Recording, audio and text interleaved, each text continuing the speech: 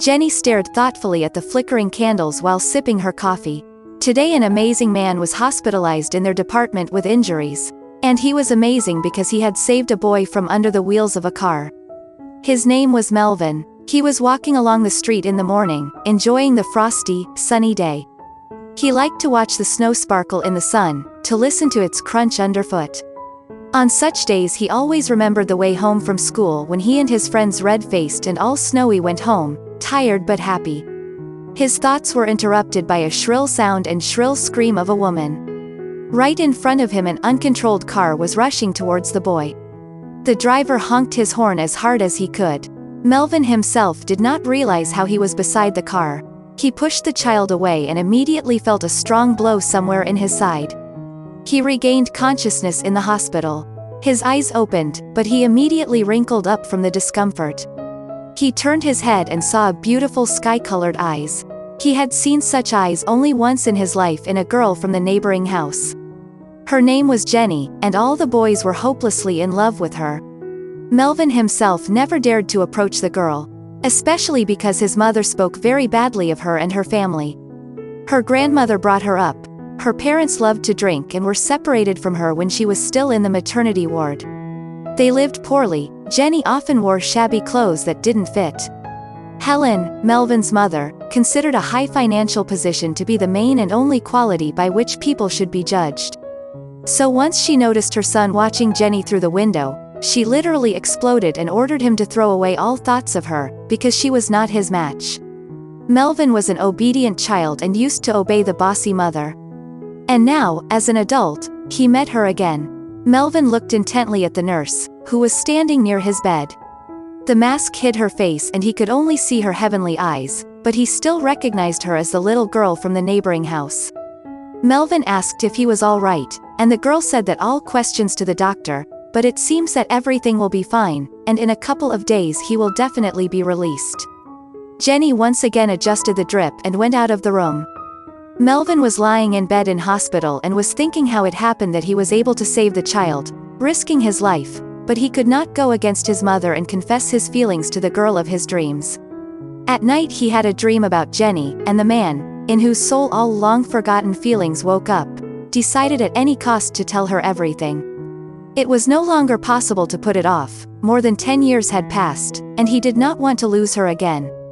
When the girl entered the room the next time, the man immediately got down to business and told her that he had been in love with her since school years. The girl looked at him confusedly and did not understand who he was and why he was saying such words. But suddenly she remembered the quiet and shy boy who often silently watched her from far away. She liked him too, but she was terribly afraid of his mother, who held in fear not only the children but also many adults in their neighborhood. Jenny warmly looked at the man and was about to answer something, when suddenly Melvin's mother burst into the room. She started shouting that no one else should dare to maim her poor son and that they were leaving this awful municipal hospital at once. Melvin was embarrassed and tried to reassure his mother, but she just shot the nurse an unfriendly look and turned her back on her son.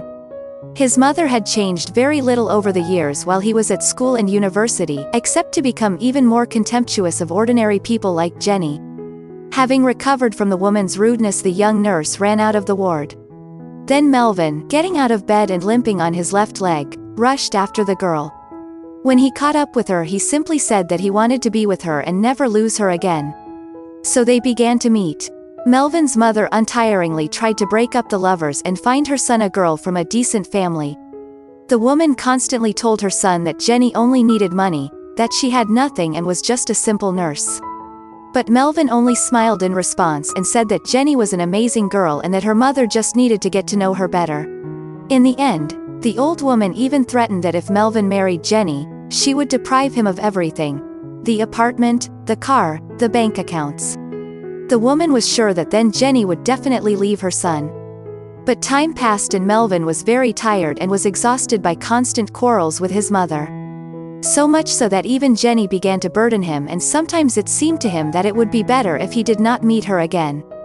Jenny was patient for a long time, but one day she could not stand it and told him either he would obey his mother for the rest of his life or he would finally grow up. Melvin loved Jenny with all his heart and chose her. And so they got married. But at the insistence of Melvin's mother, they began to live in her house for the first time. And after a few weeks, Melvin got into the hospital with an ulcer, and no doubt the old woman did not miss the opportunity to blame even that on Jenny. The poor girl, worried about the man she loved, could not find her place with anxiety.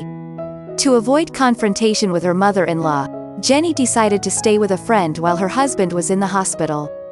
Her mother-in-law did not react to this, but a few days later she discovered that the keys to their new apartment were missing. This apartment had recently been bought and renovated for her beloved son, but Melvin and Jenny had not had time to move in. The mother-in-law immediately decided that it was Jenny who had stolen the keys and now most likely lived there because no one else could. Her son was in the hospital, her husband was at work in the office all the time. The woman wanted to accuse her daughter-in-law of something, so she immediately went to investigate. Women's lace underwear and empty champagne bottles were scattered all over the apartment. Melvin's mother was unspeakably delighted, because she had caught her daughter-in-law cheating.